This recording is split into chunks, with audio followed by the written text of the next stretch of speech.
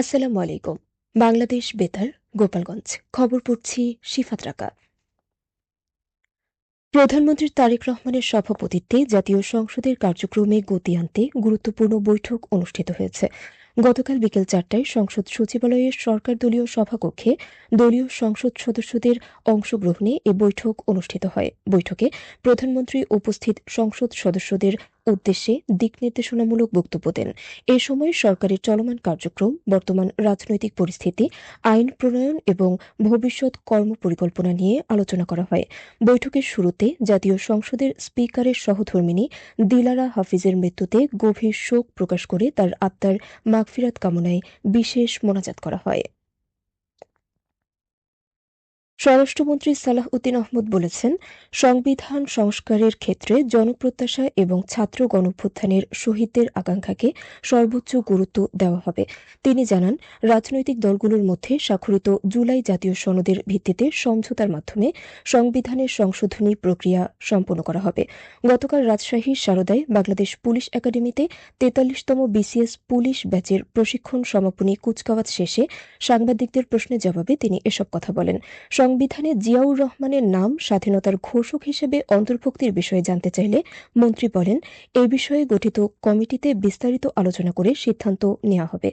পরে অনুষ্ঠানে নবীন পুলিশ কর্মকর্তাদের উদ্দেশ্যে তিনি বলেন, পুলিশ ইউনিফর্ম শুধু ক্ষমতার নয়, দায়িত্ব, ত্যাগ ও সেবার প্রতীক। সততা ও মানবিকতার সাথে দেশ সেবায় নিয়োজিত হওয়ার আহ্বান জানান তিনি। অনুষ্ঠানে পুলিশের ঊর্ধ্বতন কর্মকর্তারাও উপস্থিত ছিলেন। গোপালগঞ্জে ডেঙ্গু প্রতিরোধে সচেতনতামূলক র্যালি ও মশক নিধন কার্যক্রম অনুষ্ঠিত হয়েছে। গতকাল বড়বাজার এলাকায় জেলা প্রশাসনের আয়োজনে সচেতনতামূলক এক র্যালি বের করা হয়।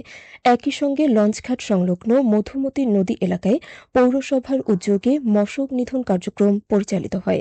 জেলা প্রশাসক মোহাম্মদ আরিফুজ্জামান এ কর্মসূচির উদ্বোধন করেন।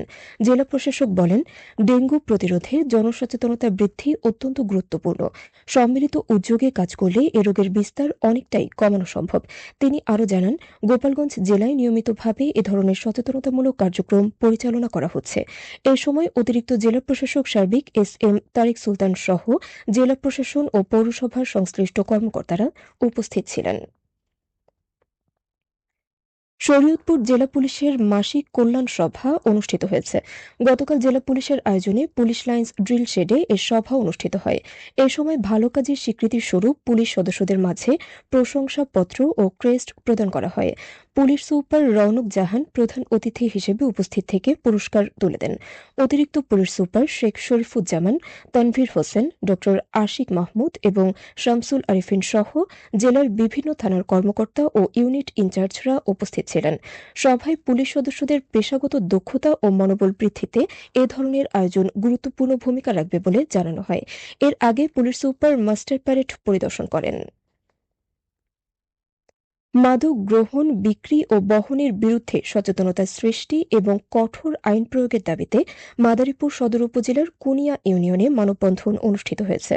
গতকাল সকালে আদিত্যপুর বাজার এলাকায় বাংলাদেশ নাগরিক অধিকার আন্দোলন মাদারীপুর জেলা শাখার উদ্যোগে এ কর্মসূচি পালিত হয়।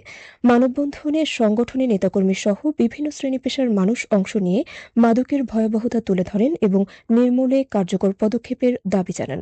মানববন্ধনে বক্তারা মাদকের ভয়াবহতা তুলে ধরে বলেন, মাদক যুব সমাজকে ধ্বংসের দিকে ঠেলে দিচ্ছে।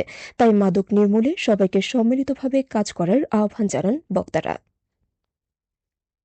নড়াইলের কালিয়া উপজেলায় চিত্রা নদীতে গোসল করতে নেমে দুই শিশু নিখোঁজের ঘটনা ঘটেছে। এর মধ্যে একজনের মরদেহ উদ্ধার করা হয়েছে। গতকাল দুপুরে উপজেলার মহিষখোলা গ্রামে এ ঘটনা ঘটে। নিখোঁজ দুই শিশু ৭ বছর বয়সী আরিয়া ও ৮ বছর বয়সী রাফিয়া।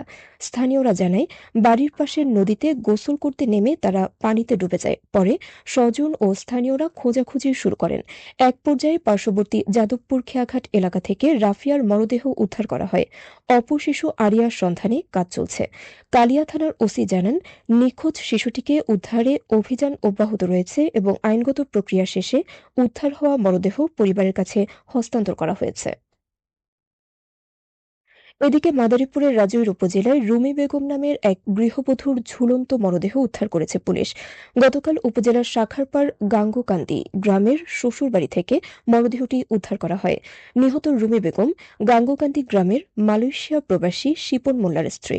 বিয়ের পর থেকেই শ্বশুরবাড়ির সঙ্গে তার পারিবারিক কলহ চলছিল। নিহতের পরিবারের অভিযোগ, রুমিকে পরিকল্পিতভাবে হত্যা করা হয়েছে এবং তার শরীরে আঘাতের চিহ্ন রয়েছে।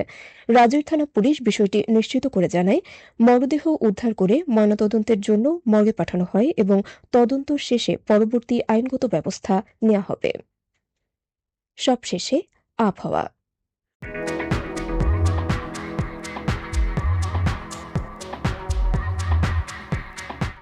আজ বেলা ১টা পর্যন্ত আবহাওয়ার পূর্বাভাসে বলা হয়েছে, দেশের অভ্যন্তরীণ নদীবন্দরসমূহের জন্য কোনো সতর্কবার্তা নেই এবং কোনো সংকেতও দেখাতে হবে না। খবর শেষ হলো। আমাদের পরবর্তী খবর প্রচারিত হবে আগামীকাল সকাল ৮টা বেজে ৩০ মিনিটে বাংলায়।